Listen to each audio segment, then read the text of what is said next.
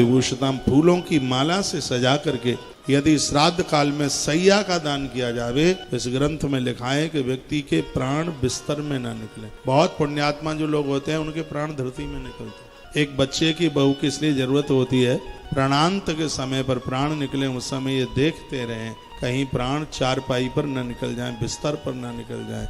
और प्राण बिस्तर पर निकले हैं ऐसे जीव को यम के दूत बहुत भारी कष्ट दे। कोई थोड़े ही बहुत दिनों का मेहमान है, रात रात भर जगते रहिए, उन्हें नीचे गैया के गोबर से उसको लीपें, बगल में तुलसी रख दें, तुलसी का गरुआ रख दें और ऊपर कुसा बिछा दें। मरणासन्न व्यक्ति को तत्काल बिस्तर से उठा करके उस कुसा के ऊपर लिटा देना चाहिए, जिससे व्यक्ति के प्राण निकलने में कष्ट नहीं होता। ऐसा भगवान गरुण देव को भगवान श्रीमन नारायण ने ये बात की। तो सैयादान पूर्ण सैयात यो दद्यात पुष्प माला विभूषिताम, फूलों की माला से सुशोभित करते हुए श्राद्ध काल में सैया का दान किया जावे। भवनम रत्न संपूर्णम सैयासन भोजनम। अब इतना बनता नहीं है तो इसमें लिखा है कि श्राद्ध काल में भवन का दान करने की बहुत बड़ी महिमा है, भूमि का दान करने की बहुत बड़ी। भवनम रत्न संपूर्ण, रत्नों से सजा करके श्राद्धे दत्ता इतभ्यस्तु वर्णन किया गया है कि मुक्ता विदुर्वासांसी रत्नानि विविधानि च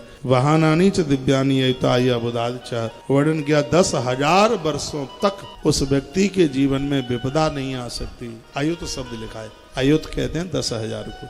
10,000 साल तक धरती पर इंद्र जैसा आनंद वो लेता रहे, उसे उसके जीवन में कभी कोई कमी ना आवे। श्राद्ध काल में दान देने की इतनी बड़ी महिमा, श्राद्ध में वस्त्र की दान की महिमा, भवन, जमीन, कमंडल, दही, घृत और क्षीर कहते हैं दूध को, इन सब चीजों के दान की महिमा का वर्णन स्वयं भगवान अपने मुख से करते हैं। दद्यात् पितृभ्यो योगिभ्यो यस्तुस्त्वज्जलनं वसि अथा सहस्राणाम फलम प्राप्नोति मानव। ऐसा ब्राह्मण जो यति है, संयमी है, ब्रह्मचारी है। यति ब्रह्मचारी का मतलब अविवाहित से नहीं होता। बहुत लोग विवाह करने के बाद भी दुराचारी बिगड़ेल होते हैं, एक नंबर के। विवाह करने के न बाद जिन्होंने विवाह नहीं किया है और जिन्होंने विवाह किया है वो भी बड़े संयमी पुरुष होते हैं। यहाँ बड़ी सुंदर बात कही गई है कि श्राद्ध काल में ब्राह्मण को चाहिए कि वह अपनी गृहिणी के पत्नी के संपर्क में, संबंध में 16 दिन, ये उसके लिए इसी एक बहुत बड़े यज्ञ कर्म से कम नहीं है। उसको बहुत संयमित अपनी इंद्रियों को अपने बस में रखते हुए इस श्राद्ध काल में जगत का कल्याण के लिए, जजमान का कल्याण करने के लिए, और वह संयमित जीवन जी करके योगिभ्यो, एक योगी की तरह जीवन वह जीता हुआ श्राद्ध कर्म में भोजन करने के लिए जावे। सुबह गायत्री जपे, दोपहर में गायत्री जपे और शाम को गायत्री जपे। यदि ब्राह्मण गायत्री नहीं जपेगा तो श्राद्ध काल के अन्न को वो पचा नहीं पाएगा, श्राद्ध काल की दक्षिणा को वो पचा नहीं पाएगा। इसमें वर्णन है कि ब्राह्मण श्राद्ध में भोजन शुरू करता है तो मधुरम भोज्य, मधुर यानी मीठे भोजन से वो आरंभ करे। पायस, खीर श्राद्ध में बहुत बड़ी महिमा युक्त है। खीर, इसलिए तो यहाँ रोजाना खीर बन रही है। कद्दू की सब्जी श्राद्ध में बहुत ज्यादा महिमा युक्त है। कद्दू बहुत ज्यादा इसका प्रभाव है श्राद्ध के समय में। कुसा बहुत ज्यादा प्रभाव है, तिल बहुत ज्यादा प्रभाव है इसमें, सत्तू बहुत ज्यादा प्रभाव। ये तो सब वर्णन है इसमें, ये तो सब बातों को कहा गया है। तो ये बड़ी अद्भुत बात कही गई है।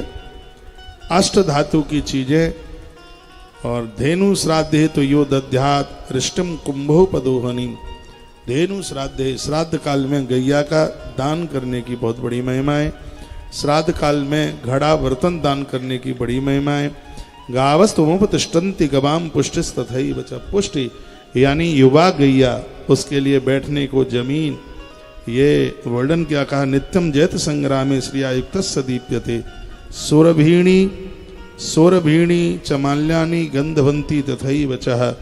वर्णन किया गया है कि जिस प्रकार से संग्राम में विजय प्राप्त करता हुआ एक महायोद्धा सूर्यलोक का भेदन करता हुआ भगवान के धाम तक पहुंच जाता है, उसी प्रकार से श्राद्ध काल में गौ माता को ग्रास देने वाला एक वह गृहस्थ व्यक्ति ऐसे ही ईश्वर के दरबार को